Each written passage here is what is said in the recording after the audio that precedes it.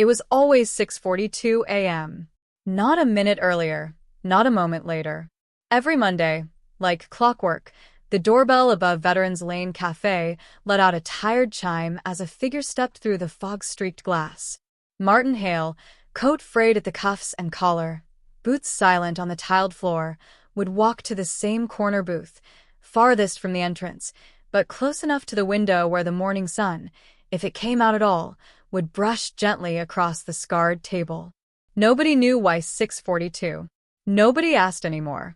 To the regulars, Martin was just that old guy with a patch. A quiet relic of something nobody could quite name. His jacket, once olive green, had faded into a bruised gray, like memories stretched too thin over the years. The only thing that ever stood out was the triangular patch on the left shoulder, sun-worn, threadbare, yet stubbornly stitched in place. Most didn't notice it. A few who did assumed it was from some forgotten regiment or boyhood club. None of them knew what it truly meant, and Martin never offered. The waitress, Linda, did. She'd been serving coffee here longer than most folks had lived in Maple Hollow. She never called Martin sir, or honey like she did the others. Instead, she gave him quiet nods, warm coffee, and unspoken respect. There was a look in her eyes whenever she watched him stir his drink, a softness, tinged with something unnameable. Maybe gratitude. Maybe guilt. No one asked her either. And then there was Ethan Carroll, newly appointed city events coordinator, freshly graduated, freshly ironed, and full of ideas he hadn't yet tested.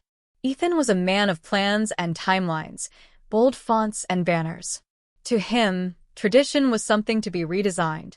Reverence was a checkbox. And Martin Hale? Just an old man who wouldn't update his wardrobe. A ghost of a war that didn't trend anymore. The first time Ethan saw Martin, he scoffed under his breath. Someone ought to throw that jacket out, he muttered to Linda, loud enough to be heard, but not enough to be called out. Linda didn't answer. She simply refilled Martin's cup and walked away. Outside, the town stretched like a sigh. Modest houses, picket fences, an American flag that flapped half-heartedly in the wind. Maple Hollow was the kind of place where everyone knew your dog's name, but forgot your father's service. Where the post office closed at 4, and the war memorial was more background than sacred. But every week, rain or frost, Martin Hale reminded the pavement that some footsteps still mattered. Every week, at exactly 6:42, the town was visited by someone who hadn't come to be noticed, but could never be forgotten by those who truly looked. And that jacket? That patch. It was waiting for someone brave enough to ask. Someone who still believed that silence might carry more weight than applause. It began with a poster. Bright red, blocky letters, loud as a shout on a Sunday morning. Maple Hollow's Modern Heroes Week, celebrating today's community leaders. Underneath the heading, a collage of smiling faces, teachers, tech volunteers, TikTok influencers. Even the mayor's teenage son, who once taught a drone class at the rec center. Everyone under 35. Everyone smiling. Everyone approved. The flyer was taped to the front window of Veterans Lane Cafe without warning. Martin Hale noticed it, of course. His eye, always precise, always scanning, caught the gleam of the laminated paper before the door had even swung shut behind him. He paused for a beat. Not long. Just long enough for Linda to glance up, reading the shift in his shoulders before he moved to his usual booth. He didn't say a word that morning. He never did. But the way he held his coffee, still almost reverent, was different. Not with the slow comfort of routine, but with a weight, like the cup held more than just heat. Like it held every face the town had forgotten. By noon, whispers filled the cafe. Ethan Carroll had come in earlier, full of bounce and breathless self-congratulations. He pointed proudly at the poster and handed Linda a stack of invites for the event. "We're honoring people who are actually doing something," he said, voice bright with sincerity. "Not just, relics from the past." Linda didn't respond. She took the stack, placed it under the counter, and didn't touch it again. Outside, Martin walked slower that day. Not because of age, but because memories don't move quickly. He passed by the town hall where a digital screen now looped promo reels for the Heroes Week. One showed a local real estate agent planting a tree. Another, a high schooler leading a climate protest. All noble, all modern, but none who had ever stood between silence and gunfire. None who had returned from somewhere that never left them. And Ethan? He was just getting started. He pitched a uniform update for the town's memorial guards, sleeker outfits, maybe even a redesign of the monument itself. The stone's outdated, he said to the planning board. It's got too many names no one remembers. We need something fresh. Something marketable. The room went quiet, save for the scraping of a chair as Linda stood to leave. At the cafe the next day, Linda spoke for the first time in front of Martin. You know, she said, wiping the same spot on the counter twice, Ethan thinks heroes wear perfect smiles and get good engagement metrics. He thinks memory is a trending topic. Martin didn't look up. He simply folded a small cloth napkin and placed it beside his cup like he had in field briefings long ago. Precise, deliberate, respectful. What do you think? He asked, his voice rough as gravel in dry wind. Linda hesitated, then nodded, eyes steady. I think a town that forgets its defenders deserves the silence they leave behind. That evening, as Ethan unveiled the final program draft to the mayor, Martin walked past the Heroes Week banner, its bright colors dimming in the dusk. He paused for a moment beneath it. A gust of wind caught the edge of the vinyl, snapping it once, sharp, like a salute withheld. He looked at the names etched into the old granite memorial beside the square. He didn't need to read them. They were all still walking inside him. Tension doesn't always scream. Sometimes it arrives quietly, on coffee steam, in poster ink, in the turning away of eyes that used to see. And Martin Hale, who had never sought recognition, now found himself at the crossroads of remembrance and erasure. Not for his sake, but for something older, something sacred. And whether the town liked it or not, the silence was beginning to speak. The cemetery sat on the edge of Maple Hollow, like a secret the town didn't want to admit it still held. It was quiet there, quieter than even Martin Hale preferred. The kind of quiet that made you hear things you'd rather forget. The rustle of boots over fallen leaves, the hush of final salutes, the name you whispered because it was the last time it would be said aloud. Martin didn't come here for routine. He came here with purpose. It was just past dawn when he arrived, wearing his dark coat, the same one he wore every Memorial Day, rain or shine. He brought no flowers, just a small, folded flag in his inner pocket and a cloth, carefully pressed, tucked under his arm. He moved with the deliberateness of someone who still remembered every step from training, head high, eyes forward, footsteps measured. This was not a visit. It was an act of devotion. He knelt beside a grave marked only by a simple stone, James Cutter, USMC. No quote. No dates. Just the name. A man long forgotten by most, but not by Martin. He wiped the headstone gently, like he was polishing something sacred. Then he sat beside it in silence, as the light spilled gold over the tips of the trees. For nearly 2 hours he said nothing, did nothing, just breathed beside the dead. It wasn't just James. There were others. Names without flowers. Stones without footprints around them. So Martin rose, walked to each one, and did what no one else did anymore. He stood still. Not for long. Just enough to acknowledge. Just enough to make the silence feel like a conversation. Back in town, preparations for Heroes Week were in full swing. Banners were strung, social media reels polished. Ethan Carroll's voice filled the square as he directed camera crews to the ideal backdrop, right near the granite memorial. We'll film the new honorees here, he said, snapping his fingers at the tech assistant. It's symbolic. Historic. A nice touch.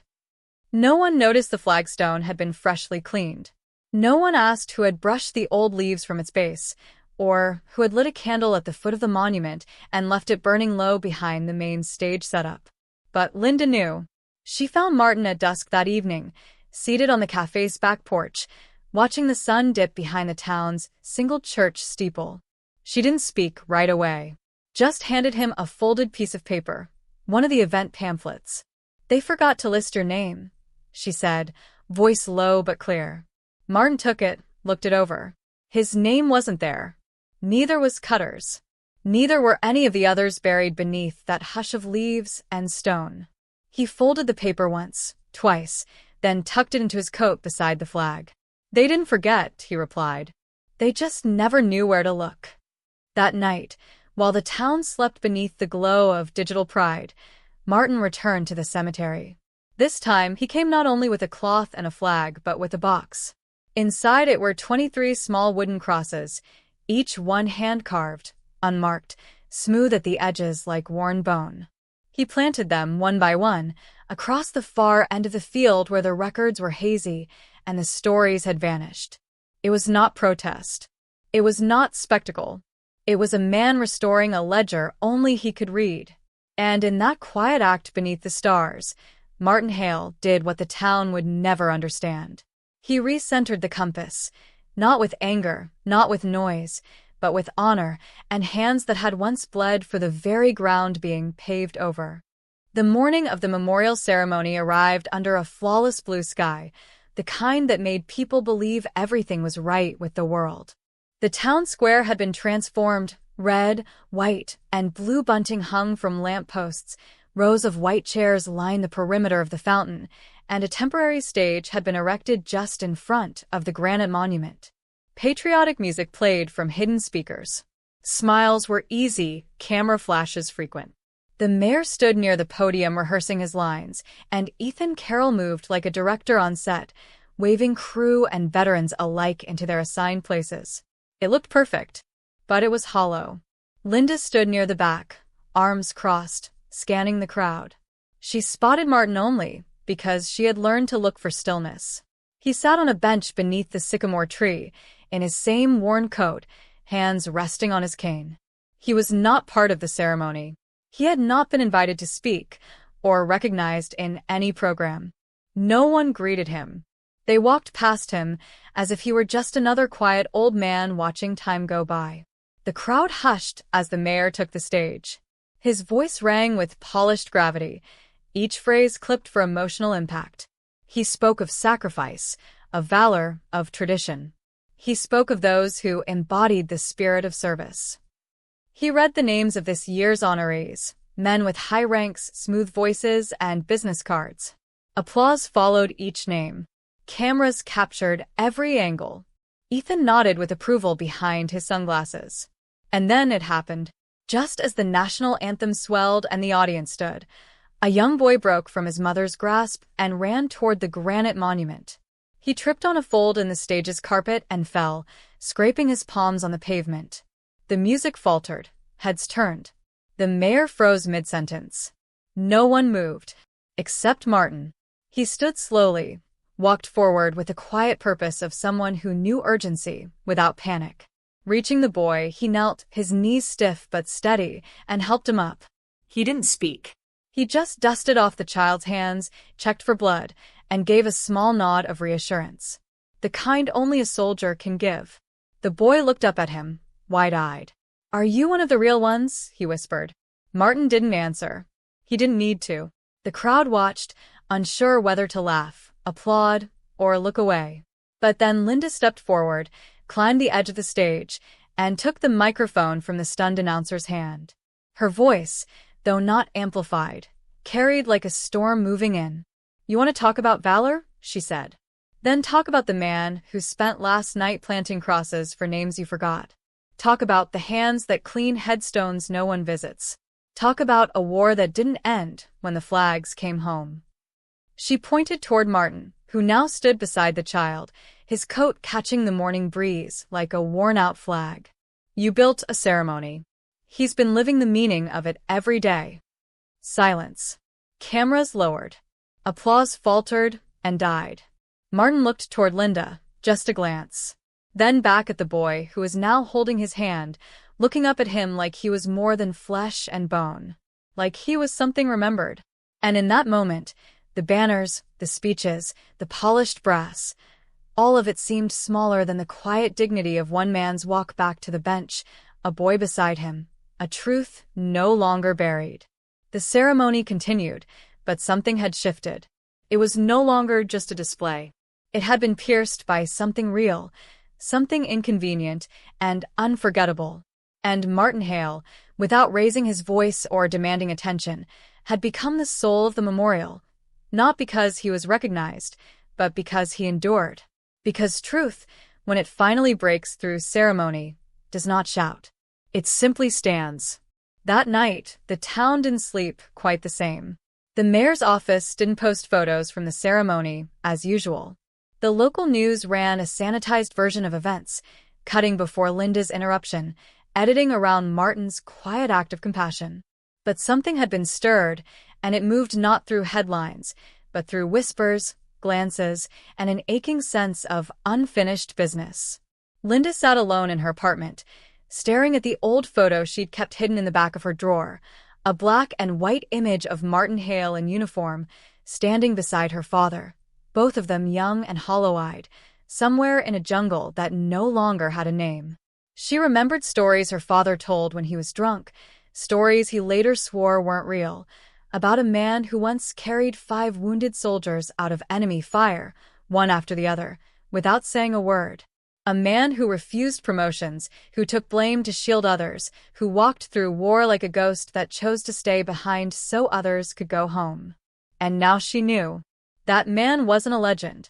He had been sitting in their town park for 20 years, feeding birds, cleaning forgotten graves, carrying a different kind of burden.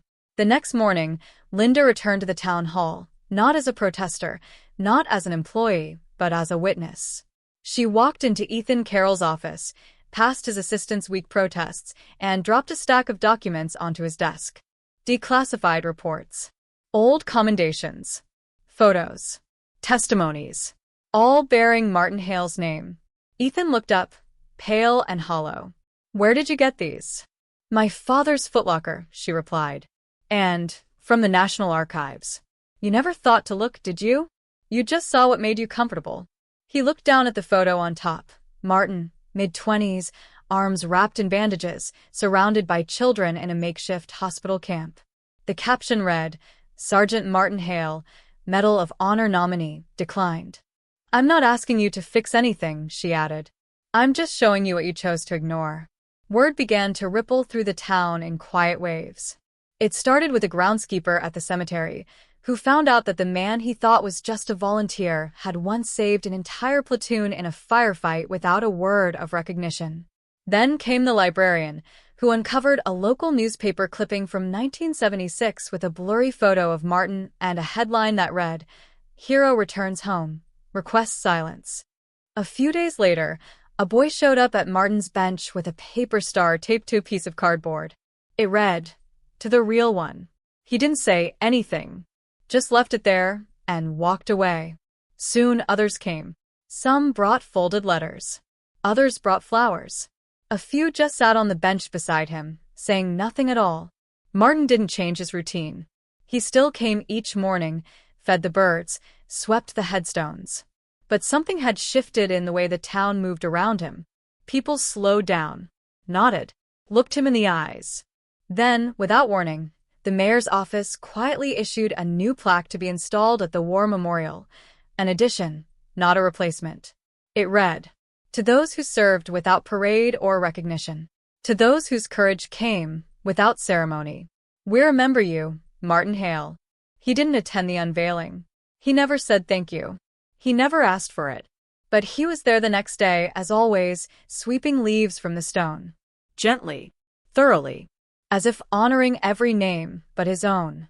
And in that quiet labor, the town found its mirror, finally forced to reckon with who it celebrated and who it had left behind. Because the truth, once revealed, doesn't need permission to change people. It just needs to be seen. It was a late autumn afternoon, the kind that dressed the world in quiet gold. The air held that particular stillness found only in cemeteries after the last visitor has left, when time seems to hold its breath and the wind speaks in whispers. Martin Hale stood alone between the rows of white crosses, his silhouette framed by the amber light slipping through the branches. His coat flapped gently in the breeze, and in his hands he held a small brush and cloth, ritual tools of remembrance. He moved from grave to grave, pausing at each one with the reverence of a man who had seen too much to take any name lightly. He didn't hear her approach, but he felt her presence. Linda stood a few paces behind, holding a folded flag that wasn't hers, and yet somehow belonged in her arms. She had come not with an agenda, not to stir the town, but simply to see him, as he was, as he had always been. "You always come back here," she said softly, not wanting to interrupt, only to be known. Martin didn't turn immediately. He was finishing with the last headstone, gently pressing his palm against it, as if listening for something beneath the stone. Then, slowly, he stood upright and faced her. "I never left," he replied. His voice was low, thick with age, but steady like a tide that had never stopped returning. They stood in silence, the kind that doesn't need filling. Around them, the cemetery glowed with a fading light, and every leaf that fell seemed to land gently, as if the earth itself remembered who was buried here. Linda took a breath. "I thought I was coming to protect you that day, at the ceremony, but I think it was the other way around."